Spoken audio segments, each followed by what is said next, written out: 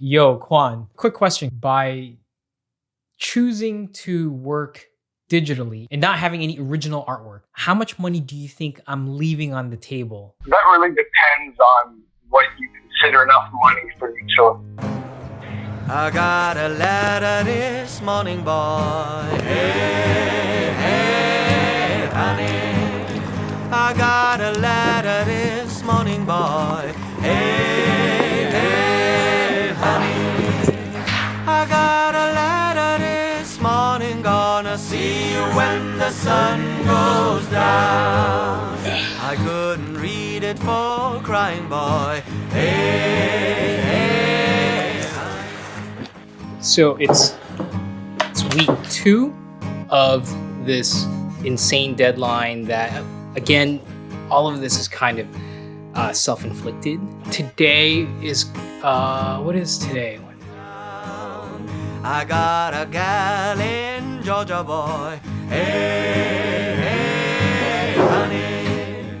I got a gal in Georgia, boy. Hey, hey, honey. Today on day 6, I want to discuss why I'm working digitally rather than traditionally. And actually in this box, my good friends at Microsoft gave me something super cool. I would like to unbox it right now, but I really need to hit the ground running today. Mondays are the most important day that sets the tone for the rest of the week.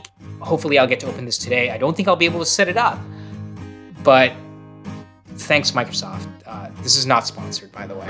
She shakes like jelly, boy. Hey, hey, honey.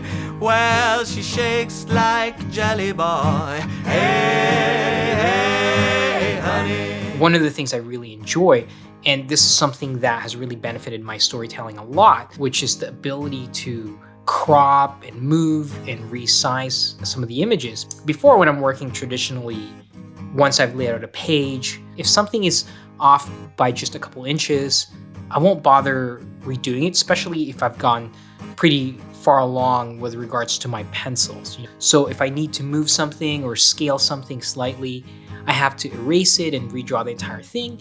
And sometimes it becomes better, and then sometimes I lose the initial energy that I once had. So working digitally allows me to do all those manipulations and corrections to my layout without losing the energy. My storytelling has improved quite a lot, especially with regards to composition, because now if I need to flip something or move something, I won't hesitate to do it. Okay, so I just finished 1 page of pencils. I'm gonna take a quick lunch break and I'm gonna open the box. Got a mouse, the new Microsoft pen.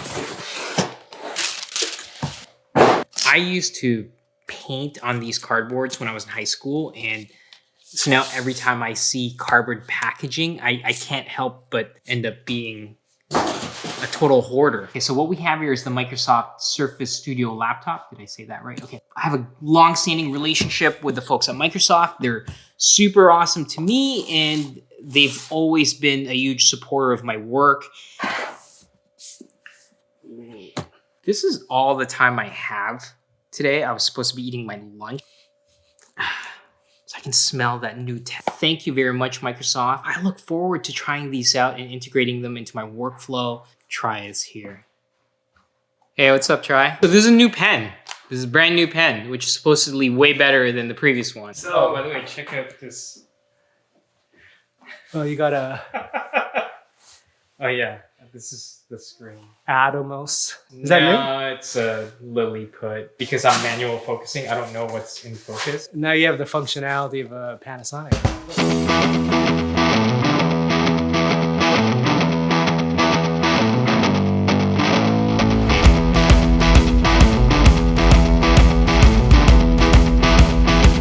Okay. Well, what do you like about working digitally? It's organic. I don't have to worry about making mistakes because every mistake is undoable. I can sort of just flow with things, draw things, skew it, scale it up, be bold with things. I think there's this common misconception that when you're working digitally, everything feels so planned. There's no happy accidents that occur. I feel that working digitally allows me to be braver and take greater risks when I'm doing lines because I know I can undo it. I think when I'm working traditionally, there are times that I try to eliminate the amount of accidents that happen. So I work much slower and I work in a much more controlled fashion. Whereas with digital, I feel that I have greater instances of happy accidents because I'm taking bigger risks whenever I'm doing something. How many do you have? Do you have any old ones you want to sell me? I'm not going to sell it. I'll give you the Marinoni. I'm not supposed to. I'll give you the Marinoni. I was going to say, if you want, you can let me borrow your...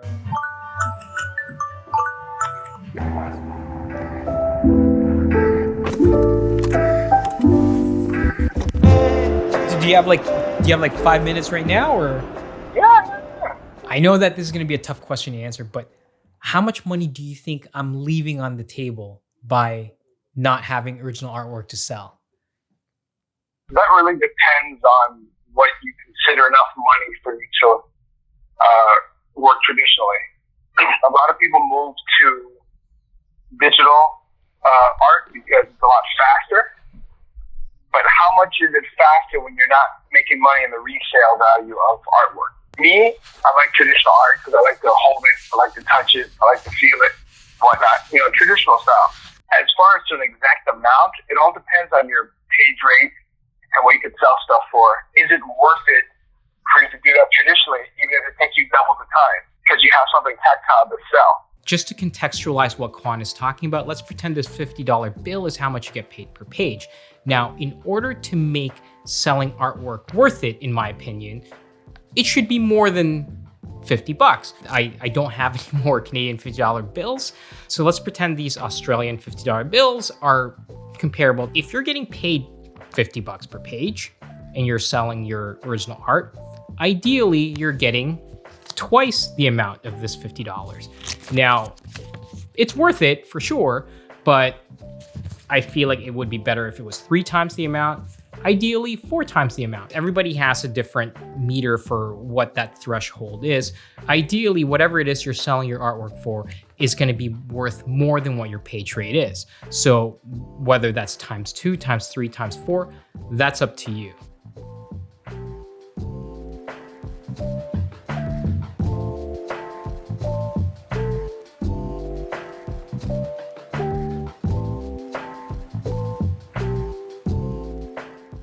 If you could do 2 or 3 covers in the same time and do one traditionally, is it worth it?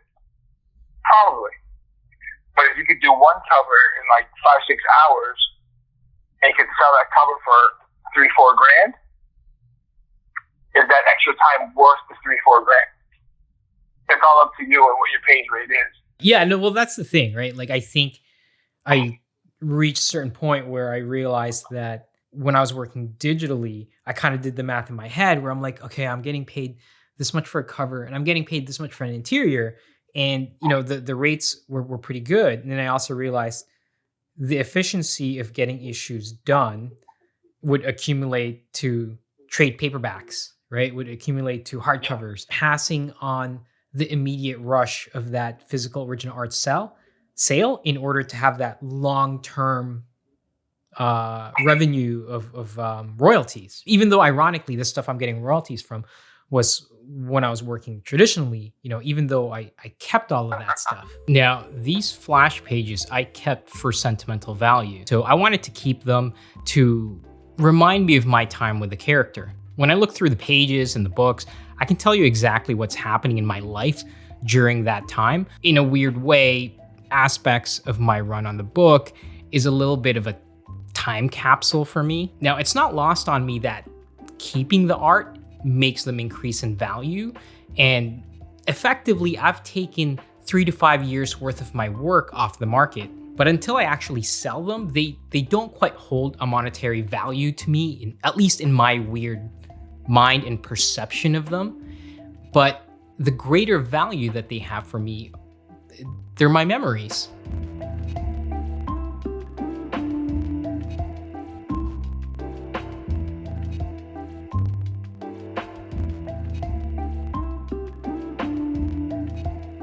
Let's say I sold all of issue 1 of The Flash like with a cover.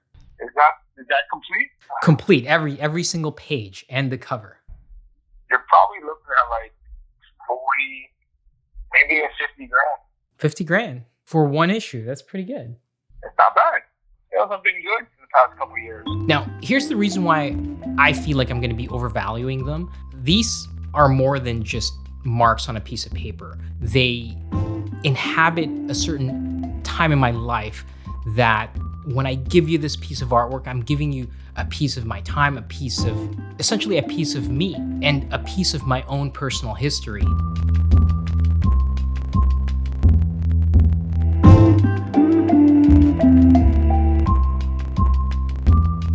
So let's just pretend. Let's live in fantasy land. Let's go back to whatever year that was that I was working on the Flash. Honestly, the market has... That's true. It's changed a lot. Yeah, 5x in the last 3-4 years. Okay, so let's do some math. So then minus 5x. When it came out, maybe I could have sold it for 10. You get more than 10. When I worked traditionally, it was hard for me to have that structured time. Sometimes I would be in the studio for 38 hours, and that's happened a few times. Working digitally, it's easy for me to set an alarm and say, I'm gonna leave the studio at 5:30, whether I'm finished or not. It's very easy to pick right back up in the evening once everyone's asleep. You know, you just turn on the laptop, you're good to go. The efficiency of working digitally allows me to have a more structured time and leave by 5 or 6 p.m. I'm just trying to make the math easier. So let's say 20. Let's say 20 to make the math easy. Issue 2 and on for 10 grand. That means if I sold everything, so 11 issues at 10 grand and one issue at 20, what is that? It's a little bit over 100 grand. It could have been well over 100 grand of original artwork. Yes, of course, because it's supply and demand. That's a lot of fucking money. Now let's say I do sell my artwork and I'm able to gain a huge chunk of time. Now, that's great, but I do feel that most artists will have a compulsion to work and do something creative during that time. And it just so happens that what I get to do for a living is something I really enjoy. And working digitally, what I feel I'm choosing to do is to have the ability to tell as many stories as I can. But honestly, the way the art market is going, you're always going to have fans of The Flash, and you're always going to have fans of that era. People say, oh my God, this story was amazing. It's got me back into comics and blah, blah, blah. And it's only going to get better. It's history. Right. Yeah, no, but, that's... You know, it's all about perception. And, you know, artists, I mean, I'm not saying they don't value their work, but I mean, like you just said, at the end of the day, your arm is good, you're young, and you can draw another Flash. Yeah, I definitely don't feel very young. But no, that's good stuff, man. Here, I'm gonna stop recording. Oh shit! Here you go. Damn, man. Because it's too early. I just realized this makes it look like I'm giving away the laptop that I just opened yesterday. So here's the onion. I feel like I'm being over my head on this.